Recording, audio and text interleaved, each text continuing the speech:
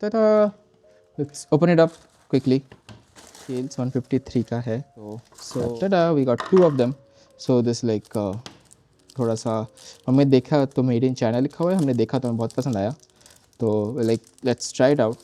153 में दोनों आ रहे हैं. So this like a ruler scale, ये थोड़ा ट्रांसपेरेंट है बट यू कैन लाइक ऐसे क्यूट लगता है ऐसे मापने में, वो सब करने में. And this is made of acrylic, 15 centimetre का है. तो आप दोनों मिलाओगे तो ऐसे छोटे वाले 15 सेंटीमीटर स्केल आता है ना, तो you can just use it. मेरे को ये दूसरा वाला कलर अच्छा लगा बट ये वाला colour is not that great, but I love it. Like it is like a hit or miss, but I love that color. It is good. Like I always wanted to keep a something like this to get a measurement kind of a thing. And this is blue, so you can actually make a rainbow पूरा का पूरा types. Translucent है, अच्छा है, numberings बहुत सही है, and you can buy it for this price. Link in the description. Bye bye.